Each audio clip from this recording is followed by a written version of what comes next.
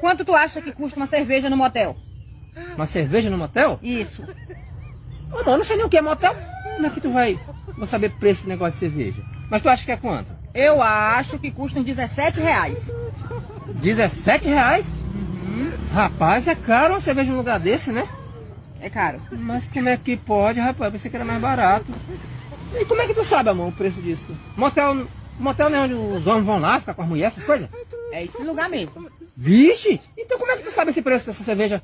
Amor, é que esses dias eu tava na rua com meu amigo, aí ele queria beber e os bares estavam fechados. Só tinha esse lugar aberto. Aí nós fomos lá comprar. Os bar estavam tudo fechado já. É, só tinha lá aberto.